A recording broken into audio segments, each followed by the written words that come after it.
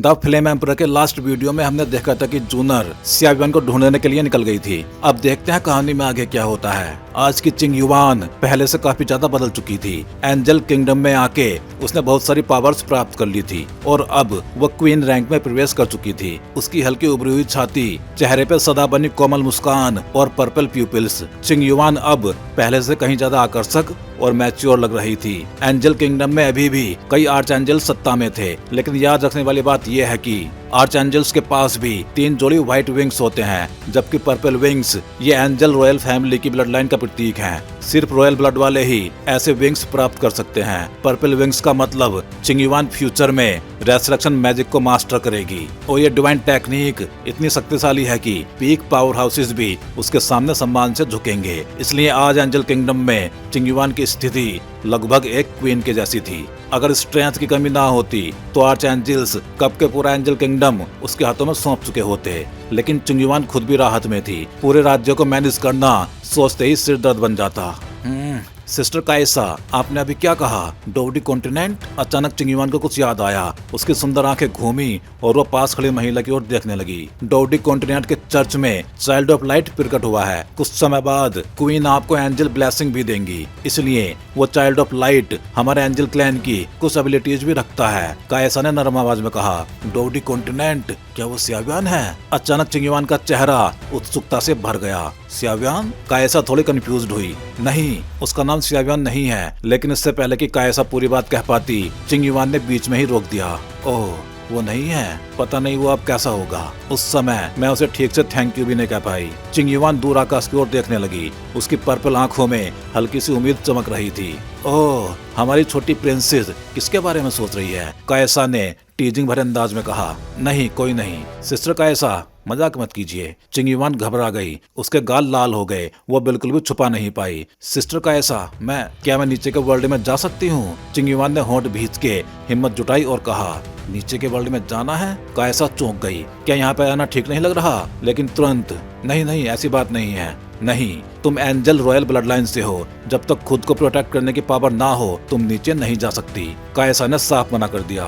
ऐसा कैसे? सिस्टर कायसा, मैं एक दिन जरूर जाऊंगी, चिंग युवान ने जिद के साथ कहा। जब तुम डोवजियान बन जाओ या फिर 6 जोड़ी विंग्स पैदा हो जाएं। ठीक है, मैं समझ गई। चिंग युवान ने आवाज धीमी की। सिस्टर कायसा, चलो आज मुझे कल्टीवेशन के लिए और ज्यादा मेहनत करनी है। आगे एंजल क्लैन का कल्टीवेशन एरिया था। सियावियन, तुमने उस समय हमारी लिटिल प्रिंसेस को बचाया, वाकई अच्छा काम किया। लेकिन लगता है उसके दिल में तुम्हारे लिए कुछ और ही फीलिंग्स पैदा हो गई हैं। कायसा मनी मन मुस्कुराई। लेकिन सियावियन, सियाव क्लैन, खैर जब प्रिंसेस बड़ी हो जाएगी तो फैसला वही करेगी। सियावियन, मेरा इंतजार करना।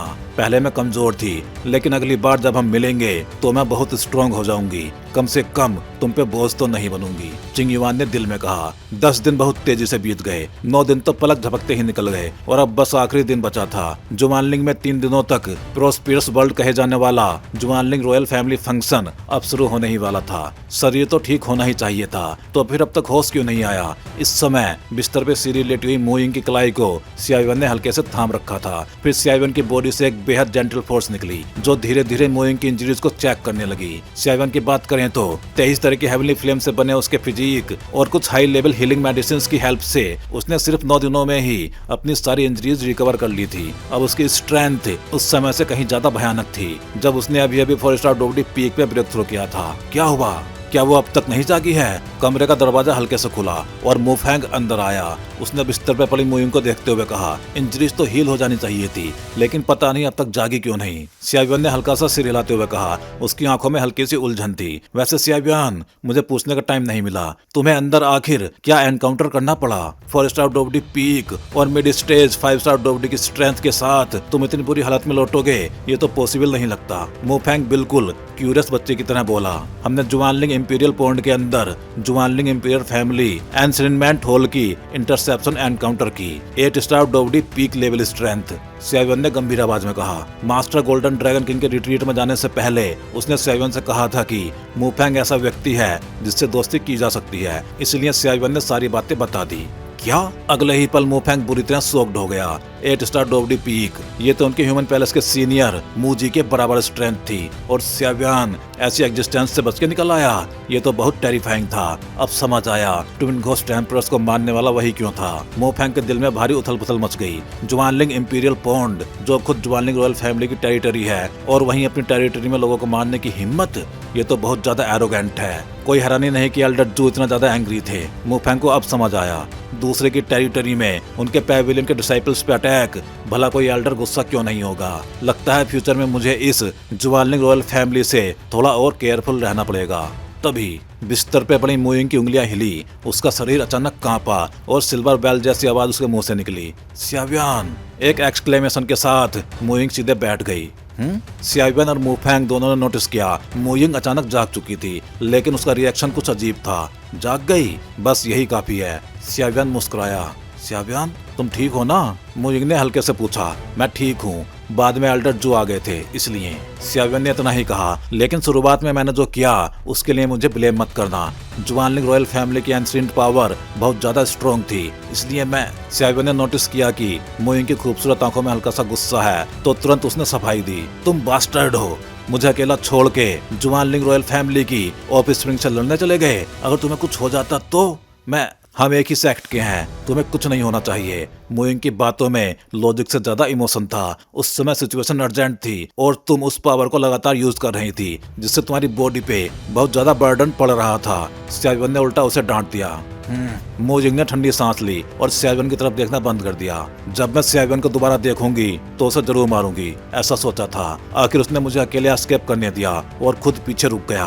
8 स्टार डॉगडी पीक, वो कोई नॉर्मल एनिमी नहीं था, लेकिन अब जब वो सेफ है तो मेरा दिल ओडली शांत है। ठीक है, मोइंग ने दिल में कहा। तभी उसे एहसास हुआ सियावियान उसका हाथ पकड़े हुए है। इस दुनिया में उसके भाई के अलावा किसी ने कभी उसका हाथ नहीं पकड़ा था। ये सियावियान भी ना, लेकिन उसके हाथ वाइड और वार्म है, काफी कंफर्टेबल। वो खुद से टकरा गई। अगले ही पल सियावियान ने धीरे से हाथ छोड़ दिया और एम्ब्रेसमेंट छुपाने के लिए खांसा। क्या सारे बच्चे जाग गए हैं? एक सॉफ्ट आवाज कमरे में गूंजी।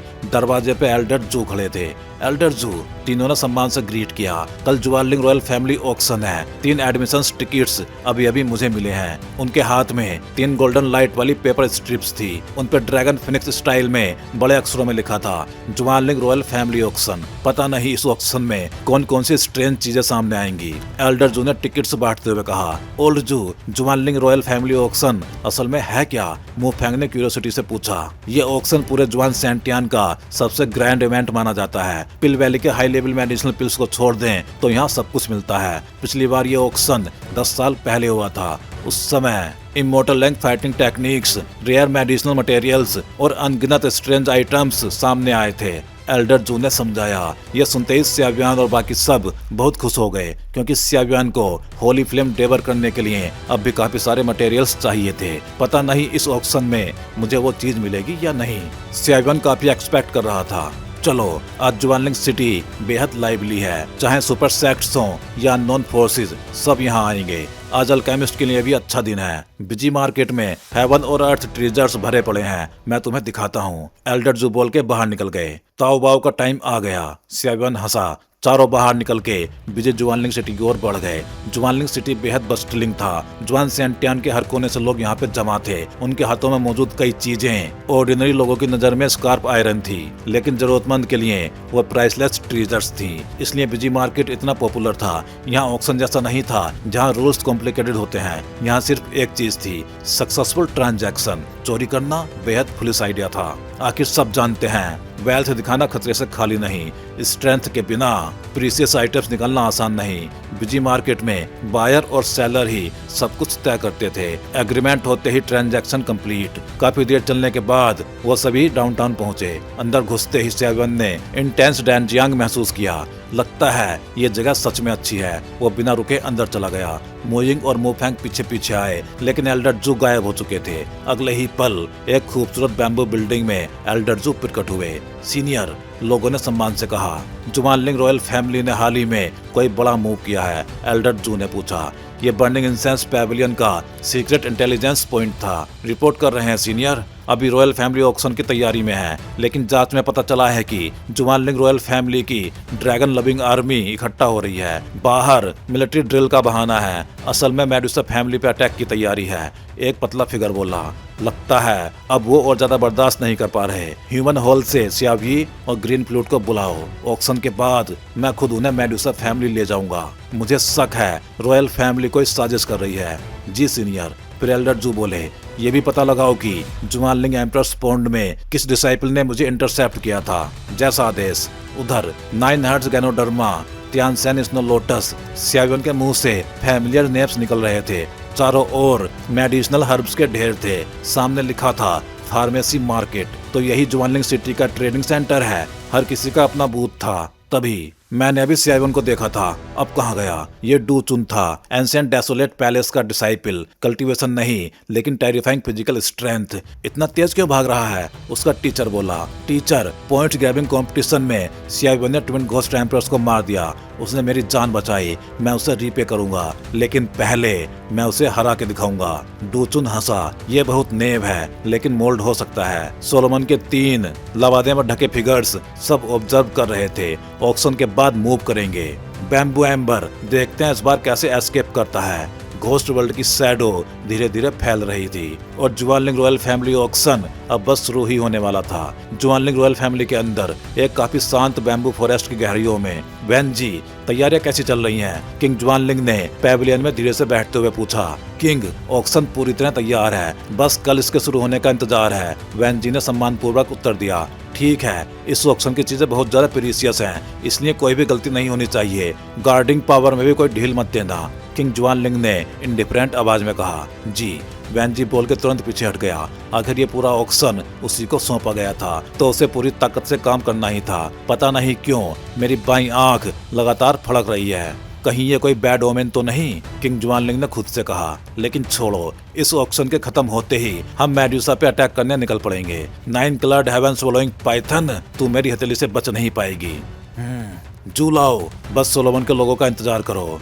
यैन जी, तू देर सवेर मेरी ही होगी। किंग जुआनलिंग की हंसी बेहद फेरोसियस थी। आज की जुआनलिंग रॉयल फैमिली और जुआनलिंग सिटी बिल्कुल सबसे ज्यादा लाइवली थी। आखिर कल ऑक्शन शुरू होने वाला था और कई सुपर सेक्ट्स और बड़ी बड़ी फोर्सेस पहले ही जुआनलिंग सिटी में ठहर चुकी थी। आखिर इतने बड़े लेवल के ऑक्शन में बेशुमार ट्रीजर्स होने ही थे।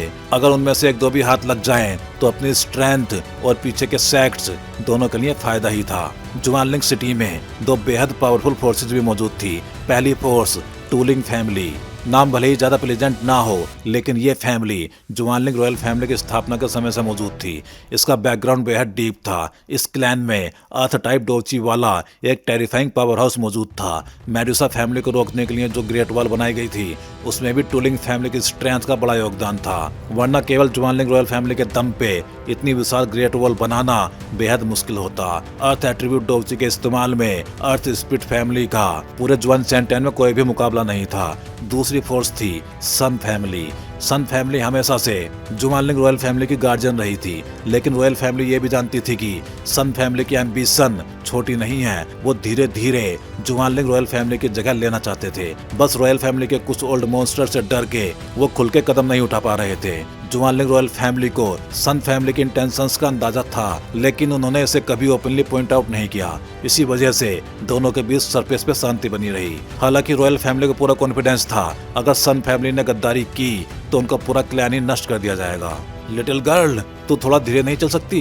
क्या अपने मास्टर की ये बूढ़ी हड्डियां तोड़वाना चाहती है? पीछे से एक चिड़चिड़ी आवाज आई। अरे अरे मेरे अच्छे मास्टर, अगर धीरे चले तो सारी अच्छी चीजें दूसरे उठा के ले जाएंगे, लड़की ने पलटते हुए कहा। बोलने वालों में से एक पीले कपड़ों में लिपटा एक बूढ़ा आदमी था। वह मुस्कुराते हुए लड़की को देख रहा था। उसकी आंखों में एक गहरी स्टेडीनेस थी और पूरा शरीर माउंटेन जैसा शांत और स्टेबल लग रहा था। उसके सामने खड़ी लड़की, स्लेंडर फिगर और शॉर्ट हेयर, जो उसकी खूबसूरती को और ज्यादा उभार रहे थे। उसकी कमर पे एक नाजुक जेट पेंडेंट लटक रहा था, जिसपे एक सर्किल बना था और उसके बीच धीरे धीरे अर्थ का करैक्टर उभरा हुआ था। ये तो टूलिंग फैमिली से है। रास्ते से गुजरते लोग उन्हें देखते ही सम्मान से झुक गए। जुआनलिंग सिटी में टूलिंग फैमिली का स्टेटस रॉयल फैमिली और सन फैमिली से भी ज्यादा लोगों के दिलों में बसा हुआ था। आखिर ग्रेट वॉल टूलिंग फैमिली ने ही बनाई थी। मास्टर, चलो पहले मेडिसिन मार्केट चलते हैं। सुना है वहाँ रॉयल फैमिली का छोटा ऑक्शन चल रहा है और काफी स्ट्रेंज चीजें हैं। लड़की बोलते ही आगे बढ़ गई। अरे तू, बोला आदमी भी उसके पीछे पीछे चल पड़ा। आखिर टूलिंग फैमिली में इस लड़की का स्टेटस काफी ऊंचा था, तो मास्टर को उसकी रक्षा करनी ही थी। जुआनलिंग रॉयल फैमिली वाकई नाम के मुताबिक है। एक इन के बाहर पीठ पे तलवारें लटकाए दो युवक दिखाई दिए। दोनों ने कोई औरा नहीं छोड़ा था, लेकिन उनकी बॉडी से भयानक स्वॉर्ड इंटेंट छुपा नहीं था। इस बार मास्टर लोग नहीं आए, मैं ही तुम्हें बाहर घुमाने लाया हूँ। शायद इससे तुम्हें अगले रैल में ब्रेक थ्रू में मदद मिले। आखिर ये जूनियर ब्रोदर भले देर से शुरू हुआ हो, लेकिन उसके स्वॉर्ड इंटेंट की अंडरस्टैंडिंग सीनियर ब्रोदर्स को भी शर्मिंदा कर देती थी। Third senior brother, thank you, लेकिन मुझे इन चीजों में इंटरेस्ट नहीं है। इतना बोल के वो सीधे अपने कमरे में चला गया। पूरा स्वॉर्ड मैनियक है। थर्ड सीनियर ब्रोदर मुस्कुराया और खुद भी अंदर चला गया। उनका बेंजामिन सेक्ट 9 सुपर सेक्ट्स का लीडर था, तो ऐसी प्रोस्पेरिटी में आना स्वाभाविक था। लगता है जुआनलिंग सिटी में फोर्सेस लगातार घुसती जा रही हैं। इतनी सारी फोर्सेस को देख के लगता है यह ऑक्शन वाकई बेहद एंटिसिपेटेड है। कहते हुए वो भी इनमें गायब हो गया। जुआनलिंग इंपीरियल पैलेस के भीतर गार्ड अरेंजमेंट कैसा है? वैन जी ने दरवाजे पर खड़े गार्ड से पूछा। रिपोर्ट कर रहे हैं लॉर्ड। जुआनलिंग इंपीरियल हाउस के अंदर और सिटी के आउटर पेरीफेरी हर जगह गार्ड्स फैला दिए गए हैं। इमोर्टल वॉरियर के अलावा कोई अंदर नहीं घुस सकता, सैनिक ने सम्मान से कहा। ठीक है, अच्छा काम करो, ऑक्शन के बाद तुम सबको लंबी छुट्टी दूंगा, वेंजी बोल के चला गया। ये सुनते ही गार्ड्स और भी डेलीगेंटली पेट्रोल करने लगे। सियावियन और बाकी लोग मेडिसिन मार्केट में दाखिल हो चुके थे। वो लगातार घूम रहे थे, एक तो हाई लेवल मेडिसिनल मटेरियल्स ढूंढने के लिए और दूसरा पूरे जुआन सेंटियान की ऑक्शन ईव प्रोस्पेरिटी देखने के लिए। इतनी सारी हेवन और ट्रीजर्स देख के सियावियन की आंखें भी गर्म हो गई। एक अल्केमिस्ट होने के नाते ऐसी चीजों के लिए उसके दिल में खास अट्रैक्शन थी। होली फ्लेम को स्वेलो करने के लिए तैयारी पहले से करनी होगी। 3 चीजें चाहिए: 7 फ्लेम फ्लावर्स, जूस सैंग Dan, blood spirit ice liquid. Blood spirit ice liquid तो है, 7 फ्लेम फ्लावर्स बहुत रेयर हैं। ना मिले तो 3 फ्लेम फ्लावर्स से काम चल जाएगा। अब सिर्फ एक बचा है, जूस सैंग डैन, second rank emperor level pill. सियावियन सोच में डूब गया। जूस सैंग डैन के materials gold, silver, snow dew, ice herd grass और 6th rank emperor ice attribute demon beast का ब्लड एसेंस। ये बीस्ट ह्यूमन 6 स्टार डोवडी के बराबर है। सियावियन चौंक गया, और बीस्ट इंसानों से ज्यादा सातिर होता है। चलो एक एक कदम देखेंगे। सियावियन, तुम यहाँ पे क्यों रुके हो? मोइंग ने बुलाया, लेकिन अगले ही पल, बॉस ये कितना क्यूट है, ये कितने का है? सिल्वर बेल जैसी आवाज गूंजी। मोइंग एक स्टॉल पे उखड़ू बैठी थी, सानियो लिंगलोंग रैबिट पकड़े हुए। 3 सिर वाला जेड रैबिट, क्रिस्टल क्लियर और बेहद एडोरेबल। लिटिल गर्ल, ये अच्छी चीज है। 3rd grade emperor ice attribute demon beast से बना है। बॉडी पे पहनने से कोल्ड ऑरा फैलेगा और फायर एट्रीब्यूट एनिमीज के खिलाफ रेजिस्टेंस मिलेगी। और ये जेड तुम्हारी ब्यूटी को और ज्यादा निखार देगा। स्टॉल ओनर हंसते हुए बोला। हाँ बॉस, ये चीज आप कैसे बेच रहे हो? मोइंग ने अपने हाथ में पकड़ी उस छोटी सी चीज को देखते हुए पूछा। महंगी नहीं है, बस एक first order first grade profound pill दे दो, या फिर 1 मिलियन गोल्ड कॉइंस में भी ले जा सकते हो। स्टॉल के मालिक ने कहा। क्या 1 मिलियन गोल्ड कॉइंस या फिर एम्परर रैंक फर्स्ट ग्रेड पिल?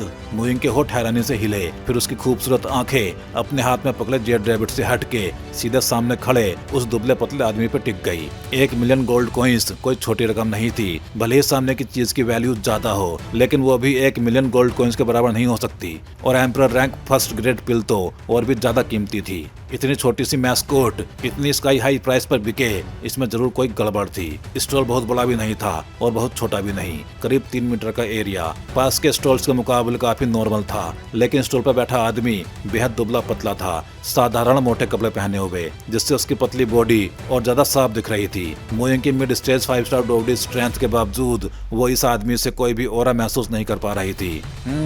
लिटिल गर्ल, इन 3 जेड रैबिट्स को हल्के में मत लो। 3rd rank emperor level ice attribute demon beast human 3 star डोवडी के बराबर होता है। दुबले आदमी ने ठंडी नजर से मोइंग को ऊपर से नीचे तक देखा। तुम्हारी कीमत कुछ ज्यादा है, भले ही ये 3rd rank emperor ice attribute demon core से बना हो, लेकिन इतनी ऊंची कीमत जरूरी नहीं। इससे अच्छा तो तुम सीधे लूट ही लो। अगले ही पल एक दिलखोल आवाज स्टॉल के सामने गूंजी, लेकिन सियावियन ने बहुत धीमी आवाज में कहा, जो सिर्फ वो खुद सुन सकता था। सिर्फ 3rd एम्परर रैंक? लगता है इस मेडिसिन मार्केट की लिमिट भी यहीं तक है। 4th rank emperor daemon course यहाँ महंगे तो हैं, लेकिन मार्केट नहीं है। 6th रैंक एम्परर की तो बात ही मत करो। सियावियन ने स्टॉल मालिक को घूरते हुए बुदबुदाया। सियावियन, मोइंग ने सिर उठा कर सियावियन को देखा। उसकी खूबसूरत आंखों में कुछ अजीब सा भाव था। लंबी आई लैसेस हल्के से कांपी, बेहद मनमोहक। छोटे भाई ऐसा मत कहो, ये 3 जेड रैबिट वाकई इस प्राइस के लायक नहीं है, लेकिन इसमें कुछ और इफेक्ट्स भी हैं, स्टॉल मालिक ने कहा। ओह, सियावियन की रुचि पड़ गई। तुमने भी महसूस किया होगा छोटी लड़की, इस रैबिट के सिर के अंदर एक बेहद कोल्ड पावर छुपी है। हालांकि मुझे नहीं पता ये कैसी पावर है, लेकिन ऐसी चीज जिसे 7 स्टार डोडी भी क्रैक न कर पाए, ये ऑर्डिनरी कैसे हो सकती है? स्टॉल मालिक ने गंभीरता से कहा। हाँ, वो पावर मौजूद है, मुझे नहीं पता वो क्या है, लेकिन ये चीज मिस्टीरियस भी है और बहुत क्यूट भी। मूरिंग ने उसकी बात का समर्थन किया। फिर भी इतनी महंगी तो नहीं होनी चाहिए। सियावियन ने हेल्पलेस नजर से मूरिंग को देखा। ये लड़की सच में भोली है या जानबूझ के इग्नोर कर रही है? स्टॉल मालिक साफ साफ लूट रहा था। मूरिंग को भी एहसास हुआ कि उसने गलत किया। उसके गाल तुरंत लाल हो गए और उसने सियावियन की ओर देखा। हे लिटिल गर्ल, तुम्हारा ये लिटिल लवर तो बड़ा सैबी है। फ्यूचर में उसका साथ तुम्हारे स्टेटस के लिए ठीक नहीं, स्टॉल मालिक मजाक में बोला। ये सुनकर सियावियन तुरंत खांस पड़ा। 1 मिलियन गोल्ड कॉइंस, इसके साथ ये भी ऐड कर दो। सियावियन ने बिना बहस किए स्टॉल से एक बेकार सा दिखने वाला सामान उठा लिया। वो एक पीला सा फटा पुराना स्क्रोल था। लिखा हुआ पढ़ा नहीं जा सकता था, लेकिन सियावियन को लगा ये ऑर्डिनरी चीज नहीं है। असली वजह ये थी कि इसको देख के सियावियन की बॉडी के अंदर डिवाइन मूवमेंट कोर इंस्क्रिप्शन अचानक रिएक्ट कर उठा था। तो भाई लोग, इस वीडियो में बस इतना ही। चलिए फिर जल्दी ही मिलते हैं अगले वीडियो में। हे डोंगा फैंस, आप सभी का सपोर्ट ही इस चैनल को आज इस लेवल तक लेके आया है और अब एक नया स्टेप शुरू हो चुका है। हाँ जी, अब आप ज्वाइन कर सकते हो चैनल मेंबरशिप और बन सकते हो हमारे एक्सक्लूसिव कल्टीवेटर स्क्वाड का हिस्सा। अब देखते हैं मेंबर्स को क्या क्या मिलेगा। तो वही मेंबर्स को अलग से मिलने वाला है एक्सक्लूसिव डोंगा content, early access videos, custom badges and emojis, shortcuts और बहुत कुछ। वैसे इनमें मेन तो अर्ली एक्सेस वीडियोज ही रहेंगे। तो अगर आप भी डोंगवा और सियावियन की इस एपिक जर्नी में एक पावरफुल सपोर्टर बनना चाहते हो तो ज्वाइन बटन दबाओ और अपग्रेड करो अपना fan level. Thank you for supporting guys. Stay legendary and keep cultivating.